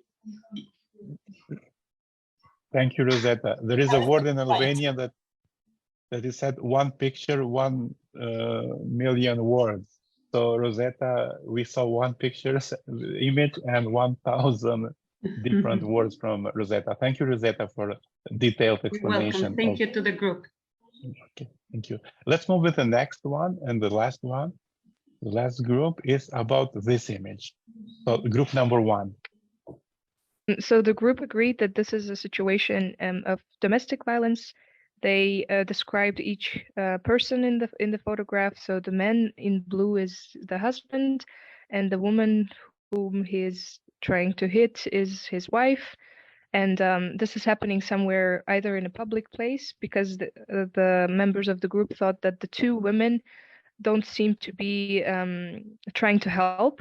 So they're rather scared. One of them is scared. The other one seems quite curious at what is going to happen next. And overall, they said that this is the picture of infringement of women's rights, and the women are also are neglecting the situation and not even trying to help. Yes, they said that it's a very realistic situation, and it's a very common situation happening in those countries that they represent in the training today. But I don't think anyone said that they can relate personally, but they definitely said that this can happen, very huge problem in today's society and in the countries that they represent. Yeah. Thank you, Nilo. Thank you, Nilo. Yeah. So a lot of those pictures that we see, those images that we have witnessed today, can be also used for the problem solving. So if we have a situation like this, for example, if we see the last one, the violence within the family, for example, and you relate and you discuss with the children, at any time you can ask children how we can use image theater. So from this situation, like a problem, to make the solution. So what can we rearrange in the picture to have a good or to have a solution of the problem? Okay, thank you for your feedback so far.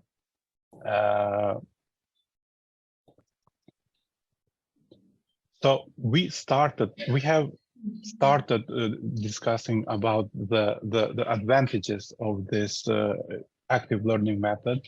So we are aware that critical thinking is absolutely dominating here because it make children to think about the situation. The communication as well is also very important because they have to communicate but not to use words. You remember the rules of the image theater, and can be also helping us to be a problem-solving activity.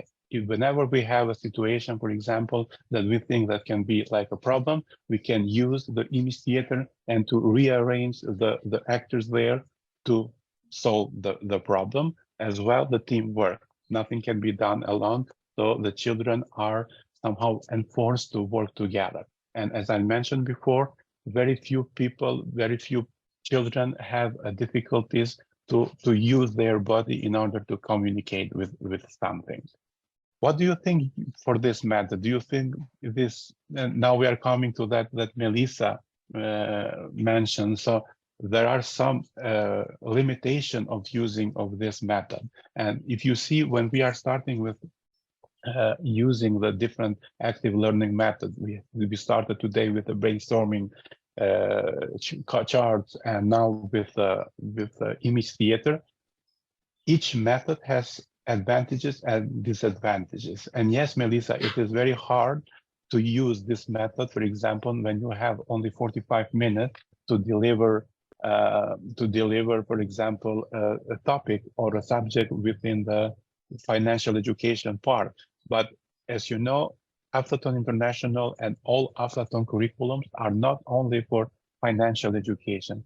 It has also the social and financial components. So both components are there. And usually we are using more, and when we have more time, this active learning method, image theater, when we are delivering like a social themes, but nevertheless can be used as well for financial part as well. But the time is very, very huge issue, because as you mentioned, and if you see in the instruction give in the video, everyone can be teach to be using the image theater, but you need at least 1 hour to prepare the children or the participants how to use image theater. But once you prepare, for example, even in the situation that you have only 45 minutes to deliver this activity, for example, for financial education, for example, if you have to discuss about the savings or something in that subject, you can prepare in advance children how to use, and you can show, for example, the videos, what are the key elements of the most important elements of the image theater. And then when you are going to the classes, just to start with the practicing and doing the image theater. And image theater, as I mentioned, can be very common to be used only to create a situation, but also to find a solution for that situation. And we have one question Yes, from Silva on the chat. I will just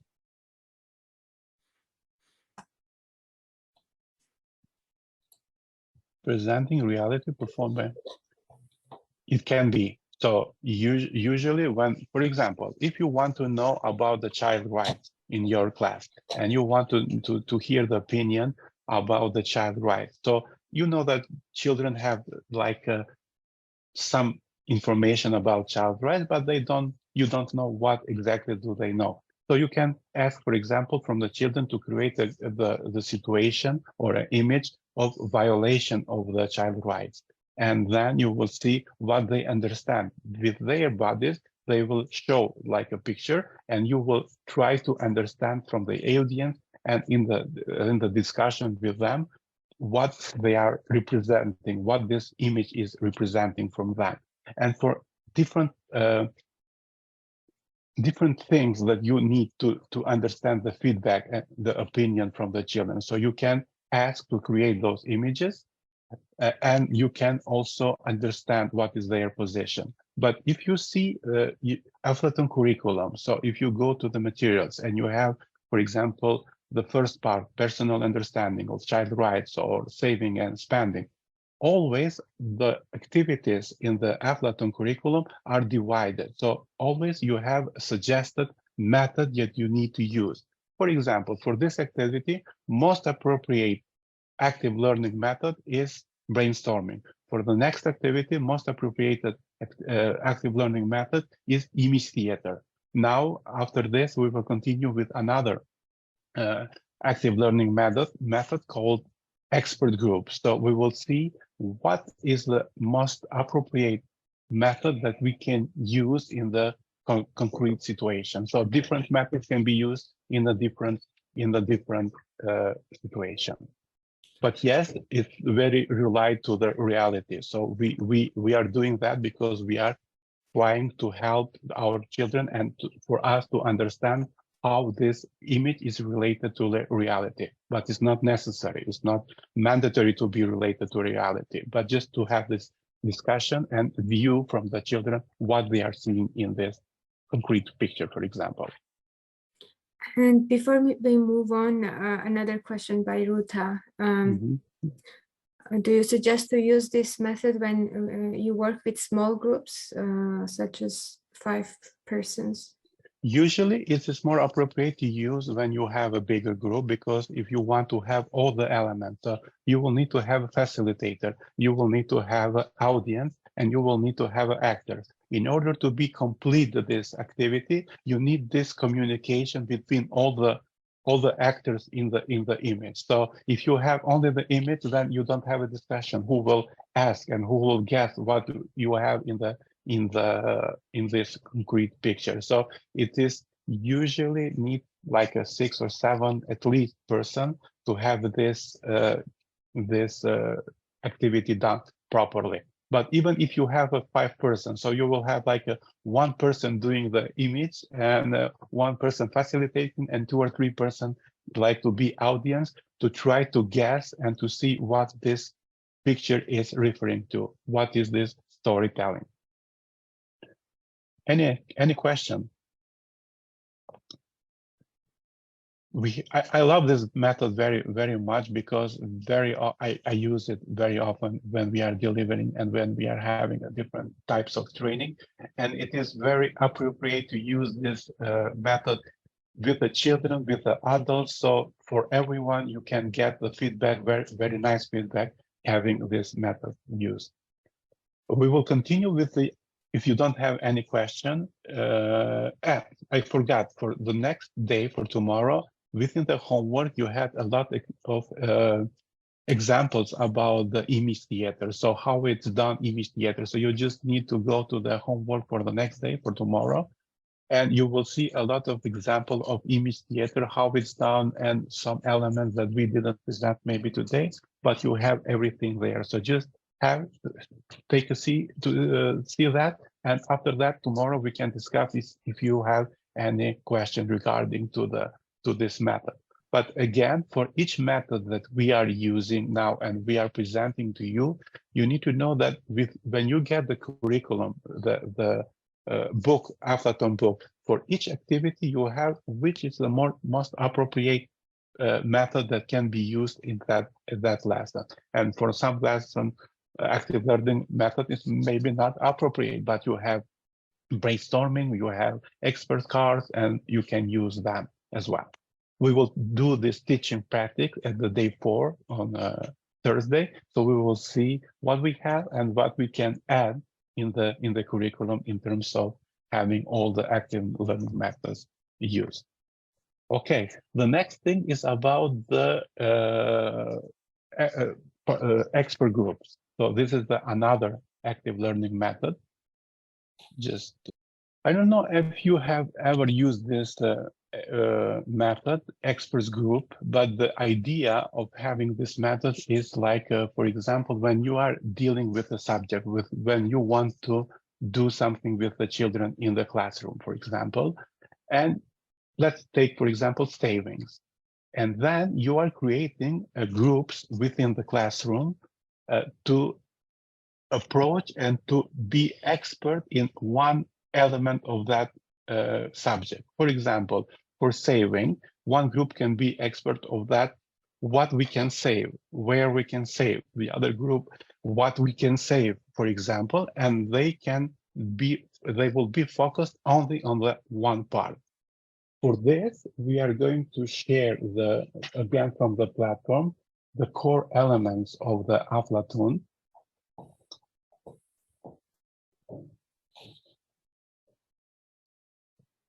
So now we are at this part, the expert group exercise, and this is exercise. In fact, we will exercise how we can use expert groups methodology to become an expert for some subjects.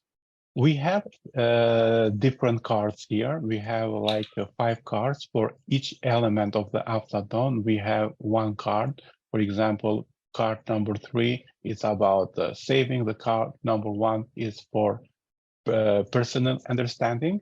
And what will be the task for this activity? Within the group, we will divide you in the group, and within the group, you will have 1 card. So firstly, we will divide you in the 3 groups, and every group will have like at least 5 members, and each member will have 1 card. So if one member has the card number 1, the next member will have the card number 2, and you can find those cards in the platform. They are here.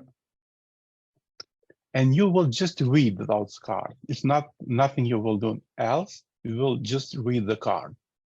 So we are creating now 3 groups, in which in each group there will be like 4 or 5 people, and every participant in that group will read 1 card. Just try not to read the same people 1 card. Just everyone has to have a different card.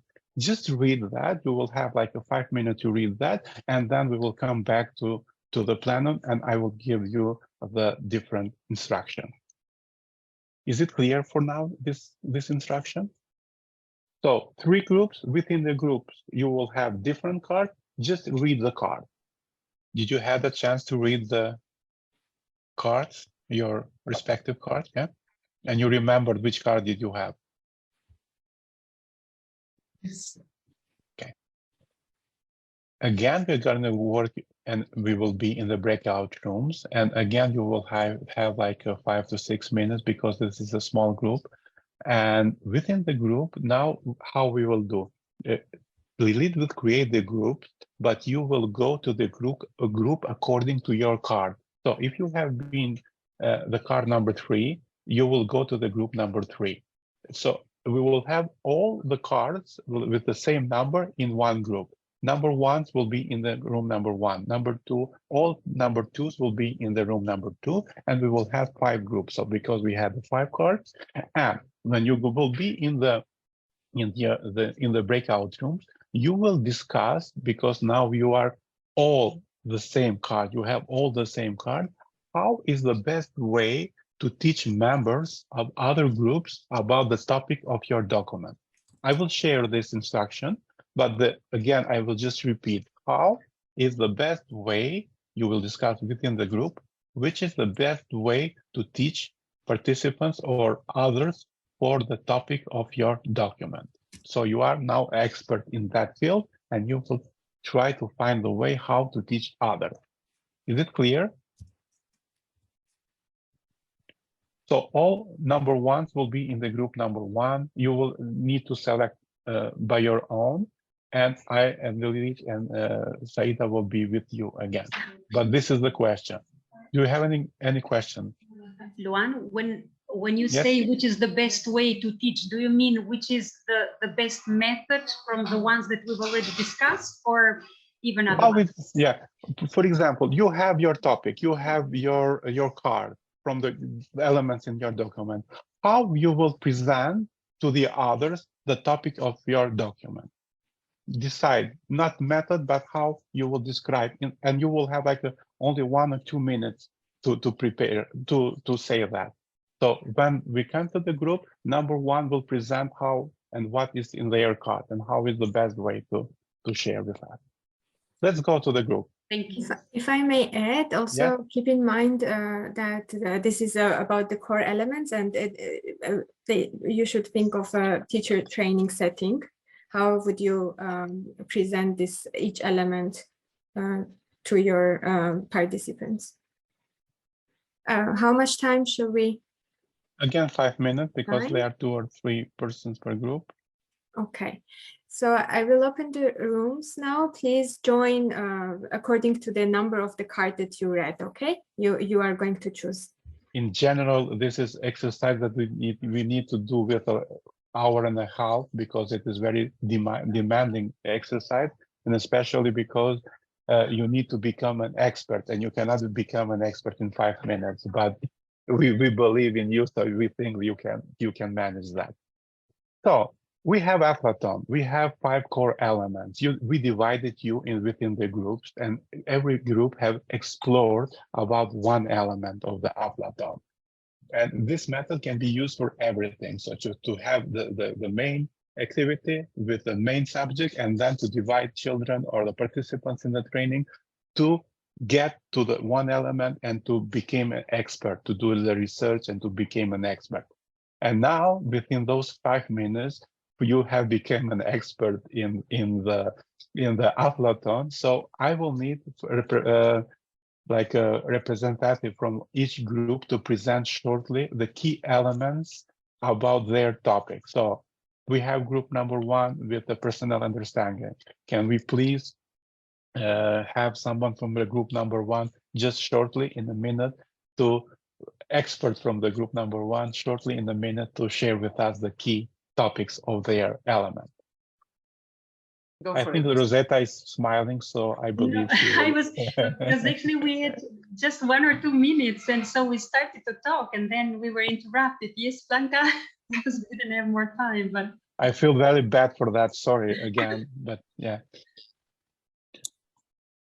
So essentially, our duo discussed that we spent some time discussing how we would teach others about this, but for you, then we realized we might have followed a different instruction. Yeah. But what we did manage to agree on was saying that the first important thing about it is that this whole education, this whole approach is based, it's a child-centered approach.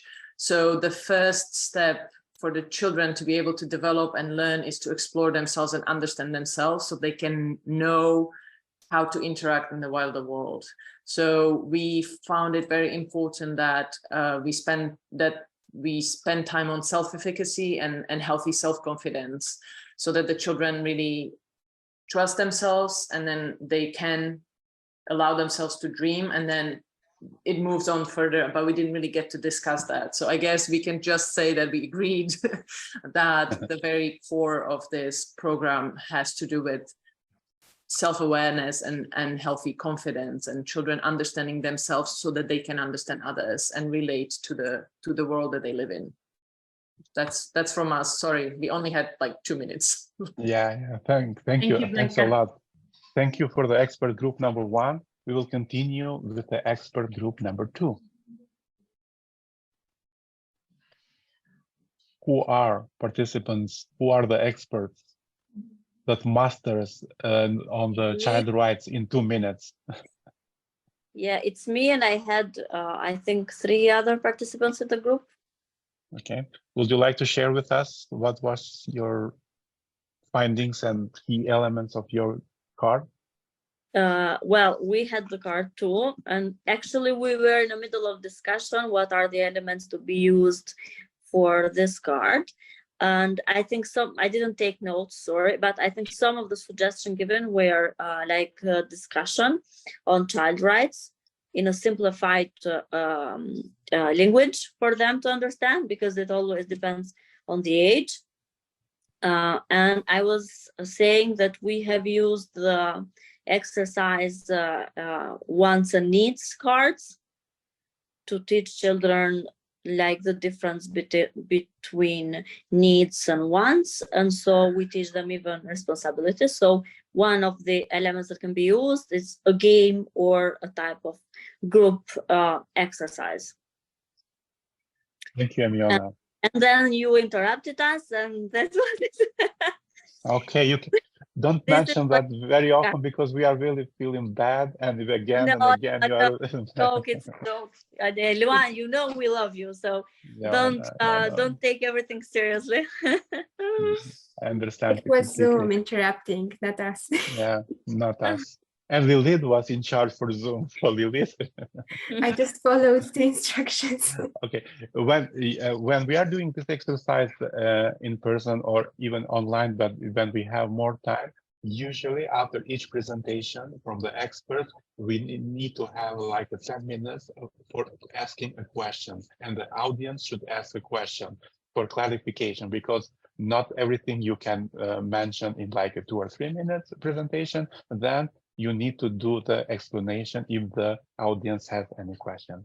Let's move with the group number 3, and it's about the card about the saving and spending. Do we have someone from group number 3? May I? Yes, please. Okay. So we were a team as Ruta, Oksana, and Nursultan. It was a good opportunity for a small talk and also for the things that we should do. So thanks for the time. For spending and saving, our mindset was to teach them the mindset of savings and to keep the resources in different kinds of fields, as financial and natural and nutrition. So that's why the best way from the Nursultan especially to teach children the empower of saving, and the method would be KWL or brainstorming to get their knowledge,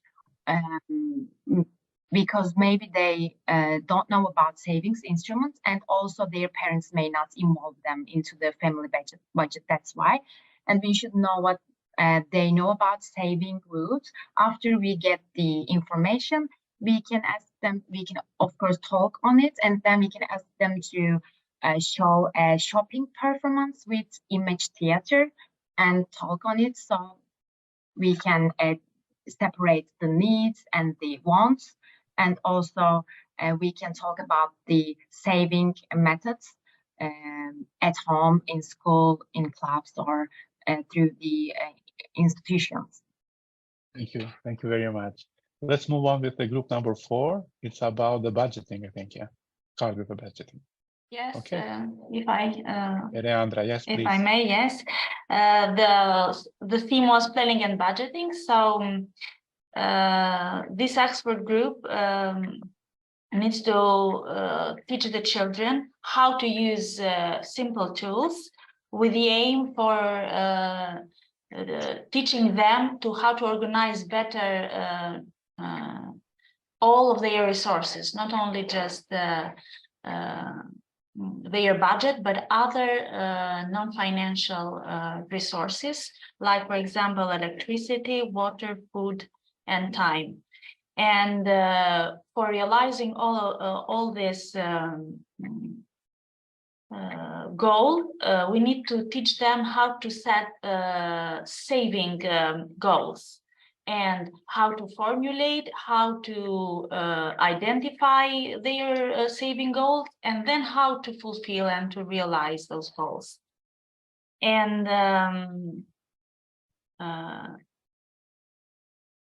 this is done after they have learned the simple steps of financial record keeping. So they just not need to make columns of their incomes and expenses, but also plan to save from all of these resources that they have. And how they can do this? We can use specific methods.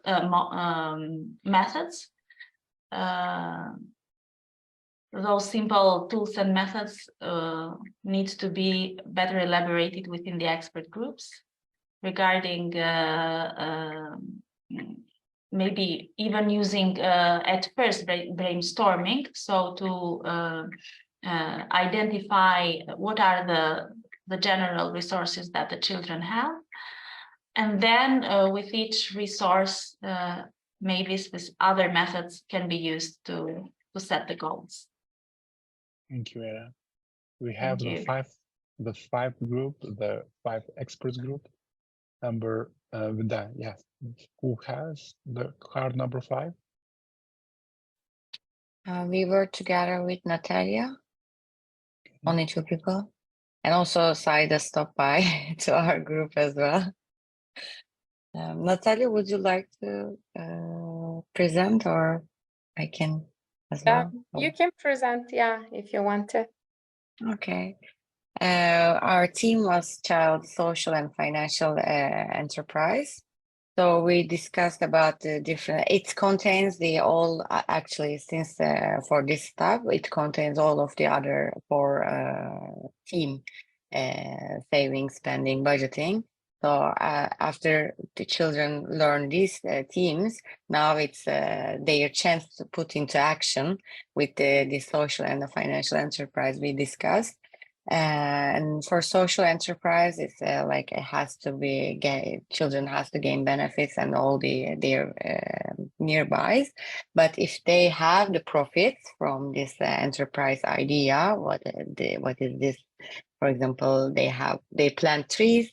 This is a social enterprise. But if they sell these fruits from these trees and gain profits, it's be changed to financial enterprise. We discussed. And it is better if they start to gain this idea and put it to practice from early ages when they're children. These are the key topics we discussed. If Natalia would like to add anything I missed, you can as well. Thank you, Melissa. It was very, very detailed and nice. I can add that the 5th topic they will put in practice after they learn all the previous topics you'll teach them, so they will have all the expertise to run this financial and social enterprises. So I have a question for all the groups. You are now expert, for example, in one part, in one core element of the Aflaton. And when you are teaching now, when you go back to the school or to your country, when you are teaching the children about, for example, child rights or about the social and financial enterprises, can you took only that element that you are expert and only for that to teach?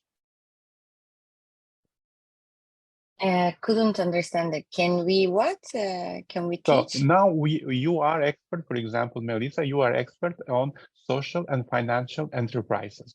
But when you are delivering the Aflaton module, are you going to focus as an expert in social and financial enterprises, or you're going to include all other elements? What do you think? Jada? Second one, sorry for interrupting, Melissa. Okay, so if you remembered yesterday when we saw some videos and we discussed, Aflaton is about balancing social and financial education.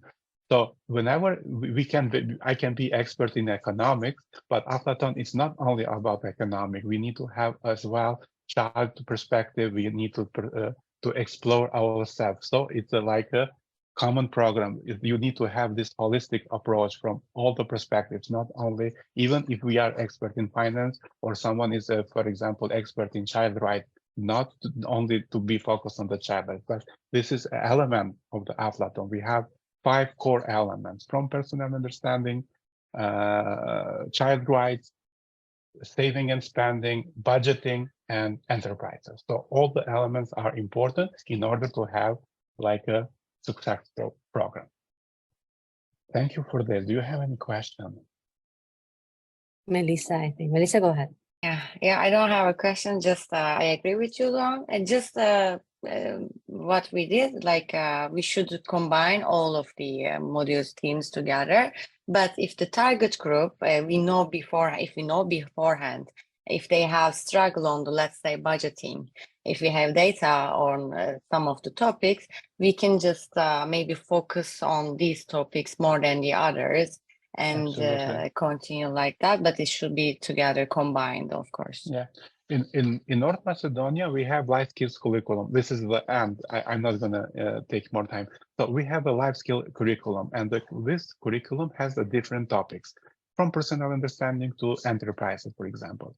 And the teacher has the freedom to choose what will be focused more, but there are core elements from each theme that need to be covered. But when you came, for example, to the budget, and if you see that children don't have enough information or skills for budgeting, then you have like additional materials there to go and to focus on that. So that is very appropriate way to be done. So it's good thing. Yeah. Okay, today the day was about the active learning method. We started with little leads and brainstorming and chart and image theater, and we ended with experts group.